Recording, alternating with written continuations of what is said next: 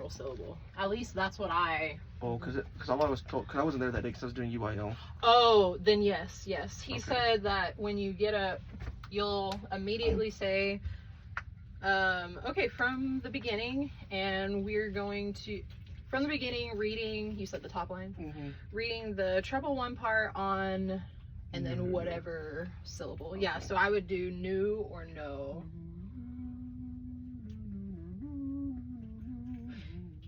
In fact, I would maybe do no. Because of how high it goes. So they can just automatically be in that. I was just thinking of new because it has that O's, but it also has that more forward sound that you would want with something like this. Yeah. No, because I know a lot of the guys will pull it back at that range up in there. No. Yeah, so why don't you try new, and then if it's not clicking, then yeah, just go to no. Because I can tell them I can do with the one I can say start beat 4 measure 4 on new, try to focus on that forward sound with that O in the back as well. Yeah. And then did they tell you that your task is to try and keep everything you say, any instruction, to 1, 2, 3, 7 words? Yeah. No more than 7 words. And obviously in the real world, you'll say more than 7 words. But it's just an exercise to like get you to be more concise in what you tell them. So yeah, just be anticipating that here they're probably going to start collapsing or pulling back. And so then just to be concise, you'll say, can we go from pickup to measure 9, and on maybe you say no instead, and try that.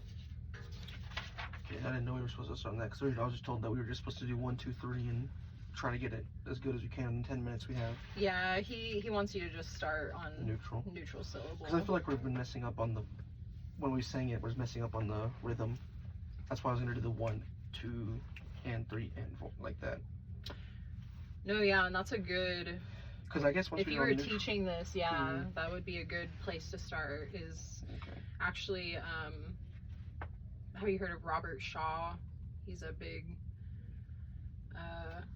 name for choral conducting and like methods that he made for teaching music. And in his practice, that's what he always started with, was rhythm. Because I think in my experience, that's what choral majors struggle with the most, is rhythm. Because I come from band background, so I just get it. Yeah. I've noticed I struggle on the leaps and stuff while everyone else is like getting them, and I'm like, well, they struggle on rhythm where I get them. Yeah. Okay, well, let's do some conducting stuff. Let's just start right on the pickup of that top line. Here, you can come over here and I'll watch it. I was just trying to keep it to where... Oh, right. Because I've just been recording, but I'm trying to get to where you can at least see that. So then let me... I did it wrong. Somehow I did it wrong. What's our tempo here? 108, okay. Okay, perfect.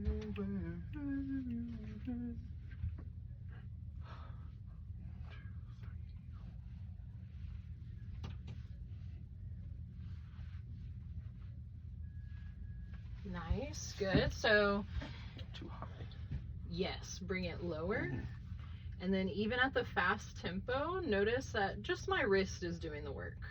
I'm focusing right here. Yeah. I'm doing Mercado, aren't I? Let's try it again. Okay.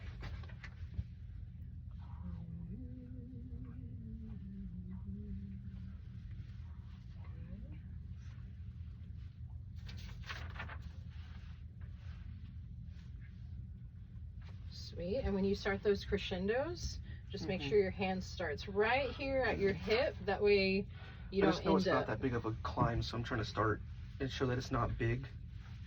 Because it's only from mezzo piano to mezzo forte, technically. Good. So then what you can do... Well... Because it doesn't say that it goes back down. Yeah, exactly. What I'm thinking is you crescendo... until sweet. Because Dr. Z wanted us to crescendo throughout here. But I don't know what we were supposed to get up to, since here is mezzo forte. Yeah, what this looks like to me is that we crescendo, and then maybe this is all like in mezzo piano plus type of Okay. land, and then you have a little bit sudden, yeah, mezzo forte here, is how I read that. Because if I was to start this piece, I'd probably start it at piano to mezzo piano, then mezzo forte. I'd probably change that just to make it simpler. Yeah, so I think what I would do is I would show left hand here, and then just bring your hand back, and then just keep it in mezzo piano plus mezzo forte minus land. And then when you show the away of 3, then you can be bigger for dee da da da da. Yeah, so we'll start there again.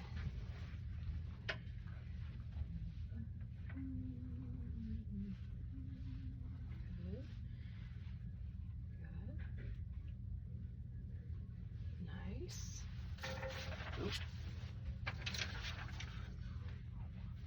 Mezzo piano.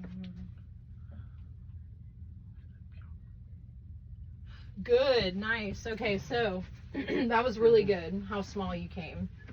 So then anytime that the choir is just holding and then there's a accompaniment happening, they'll take care of it, right? Just What meld we it. yeah, well, not meld it, but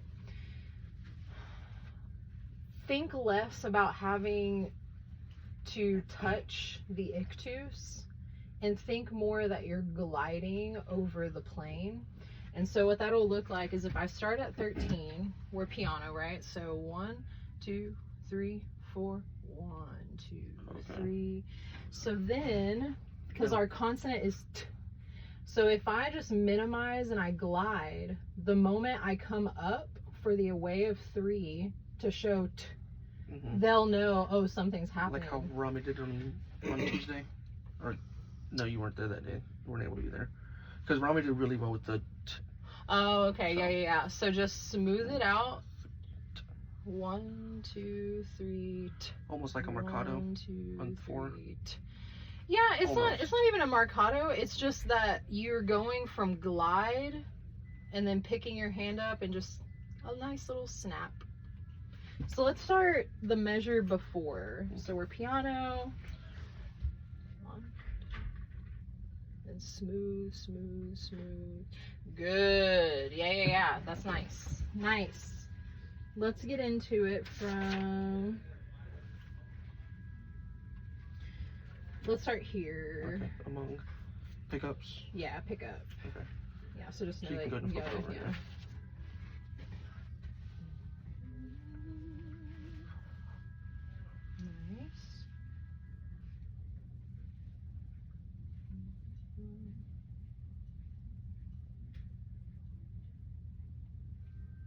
Nice. Yeah.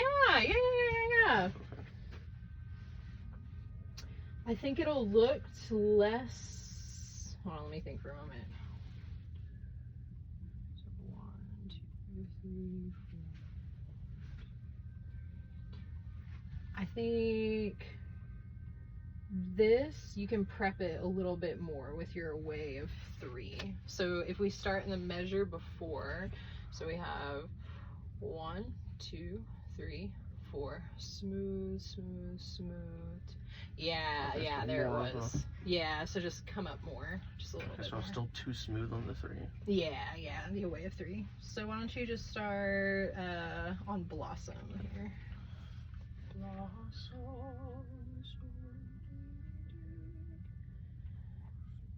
2, 3. Nice. Yeah, good. The only other thing that I would say is whenever you get smaller, you start to put the ictus in your fingers. So just make sure that even though you're small. I'm trying not to do that. I'm trying to trying to just make it so it's bouncy. I guess my fingers, I'm too loose and it's just. Yeah, and that can happen still when you're just focusing on the wrist. The ictus will happen naturally, even when it's a softer dynamic. If you just keep moving with the wrist. So go ahead and shake out your hands, and then it's just natural. 3, 4, 1, 2. More wrist. Pull with your wrist. 1, 2.